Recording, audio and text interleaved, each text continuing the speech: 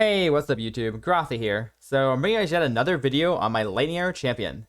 This is another video update. It's not a build guide yet. I'm probably going to make a full build guide at the very end. But yeah, today I'm going to talk about all the changes I made and talk about a lot of comments I had and talk about things about the build.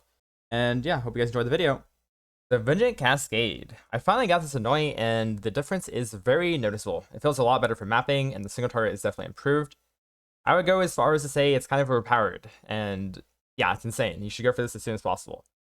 With Vengeant Cascade, you want to make sure you have Pierce, and the Pierce Mastery, which is 20% increased damage with hits for each enemy pierced. This is very solid, and it will improve your clear quite a bit. I quickly want to talk about Point Blank and why I don't have it. So I mentioned earlier we have Vengeant Cascade now, and Vengeant Cascade makes Point Blank a little bit worse in my opinion, because the return projectile is always going to have the minimum damage from Point Blank. So that's not great.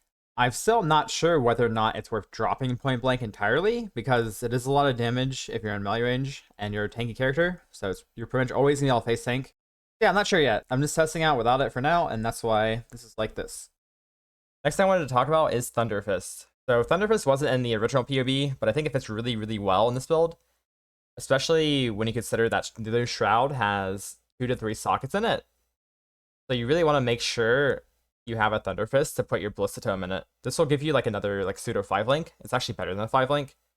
And yeah, it'll help fit sockets in. I want to talk about some issues people ran into, or I ran into with the character. So I had a lot of comments and like YouTube comments about the build, and I'll talk about some of those real quick. So accuracy. Accuracy seems to be like a really big problem for new players, especially early on. And to be honest, you really just need to make sure you have the accuracy nodes on the tree as soon as possible. For example, Farsight gives you accuracy, and the Bow Mastery gives you 100 accuracy per green socket. These are pretty important. Get them as soon as possible. Pretty much like as you get Precise Technique, you should have these. And Acuity. Acuity on the tree for more accuracy. And the 500 accuracy Mastery. I'm also currently running Precision and an Unset Ring. Eventually, you might need an Unset Ring. I don't actually need the Unset currently, but I do have it in that. This will help quite a bit, especially with Aura Effect. You get like 200-300 accuracy from it. And yeah, you might need 1 or 2 pieces of gear with accuracy on it. Currently, I have 1 piece with accuracy on my quiver. That's kind of how you fix that. Other issues that I ran into, or other people ran into, are int and strength problems. So if you get a Lethal Pride and the Ranger socket, you'll definitely not have any more strength issues. There's also another option. You can put it in the projectile damage node above the pierce nodes. Lethal Pride's really good here as well. Int. So on the Crucible bow, there's a plus 90 int Crucible passive. That could possibly be a fix to that. You don't really need 150 int. I saw a lot of people leveling their Flame Dash up and wondering why they need so much int. I actually keep my Flame Dash super low level. You only need int for the Shroud later on. Like Shroud of the Lightless is like 120, I think. So you just need enough to run Shroud. You can also fit this in like jewels and like rings and stuff like that. That would be a pretty nice way to get some int. Res. So since we're running Thunderfist, we actually have a lot of more issues with res. So you have to keep that in mind. You're gonna need more res on jewels. Like for example, I have a 40-50 res jewel here with my character. And you might need res on a quiver eventually.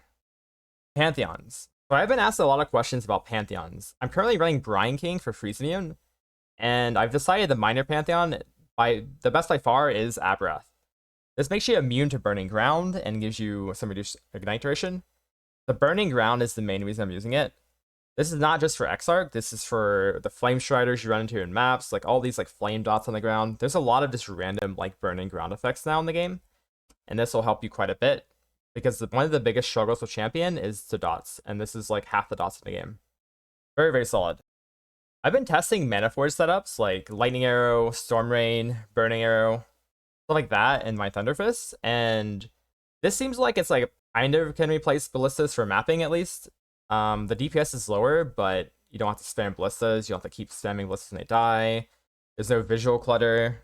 The damage is definitely lower on single target, but there's some upsides to it, and something I'm going to continue to test out.